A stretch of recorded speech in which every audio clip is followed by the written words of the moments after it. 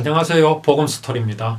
다섯째 날이 밝았습니다. 이렇게 시작하는 이유는 하나님께서 땅에 시간이라는 것을 주셨기 때문입니다. 땅에는 이렇게 시간이라는 한정된 것이 존재하게 되었습니다. 그러나 하나님께서 계신 그 나라에는 시간이라는 것이 존재하지 않습니다. 언제나 오늘입니다. 다섯째 날은 하나님께서 사람을 위하여 무엇을 창조하실까요? 하나님께서 물들에게 명령하십니다. 물들로 하여금 생물들을 번성하게 하라 하십니다. 이것으로 알 수 있는 것은 물은 생명을 비유하시는 것임을 볼 수 있습니다. 물이 없으면 생명체는 존재할 수 없다는 것은 상식이 아니겠습니까? 새들을 하늘에 날게 하셨습니다. 이 역시 물이 없이는 살 수 없으며 날 수 없습니다. 항상 물이 언급되지는 않지만 새가 아무리 하늘을 날아도 물이 없이는 존재할 수 없다는 사실을 알아야 합니다. 무엇을 보여주시는 것 같습니까? 예, 그렇습니다. 인생에게 필요한 것, 가장 귀중한 것이 무엇임을 보여주시는 말씀입니다. 사람은 무엇으로 살까요? 무엇으로 산다고 생각하십니까? 당연히 사람들은 말합니다. 입으로 먹고 마시는 것, 돈과 명예라고 말합니다. 모든 비는 것들이 그것들을 얻기 위한 것 아닙니까? 그러나 하나님의 말씀은 분명합니다. 사람이 사는 것은 물이 있어야 한다고 말입니다. 그것이 바로 하나님의 말씀입니다. 당연히 그 말씀은 소리로 사라지지 않았습니다. 모세를 통하여 율법을 주셨고 선지자들을 통하여 말씀을 주셨으니 그 말씀이 사람에게 생명이라는 것입니다. 의아합니까? 창세기가 어떻게 사람을 살리는 말씀이 될 수 있습니까? 하나님께서 친히 천지와 모든 만물들을 그리고 사람을 창조하셨다는 말씀이 어떻게 사람에게 생명이라는 것이 이해가 되지 않습니까? 이유가 있습니다.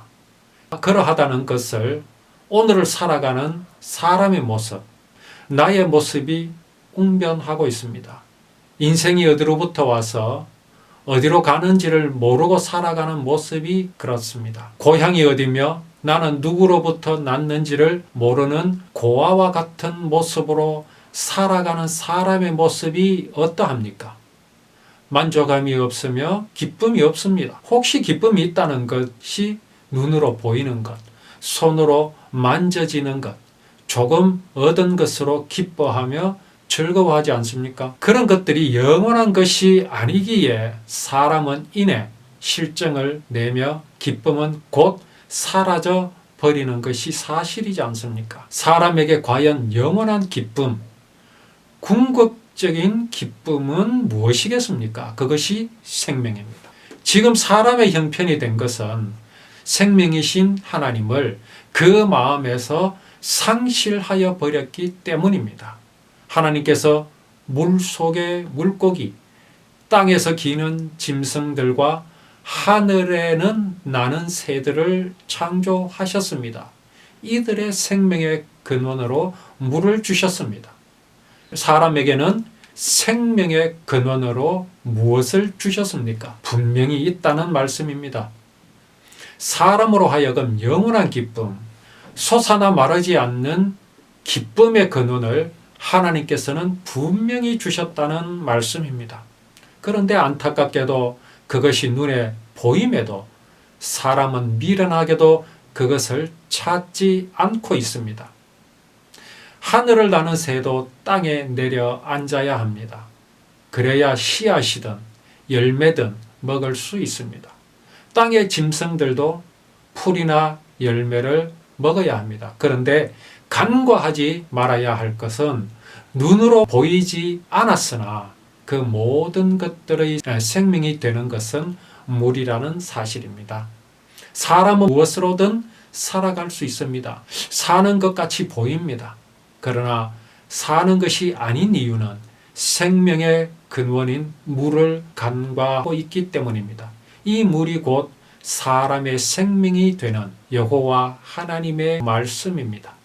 오늘은 여기까지입니다. 하나님께서 사람을 사랑하시는 마음이 땅끝까지 전해지기를 소원합니다.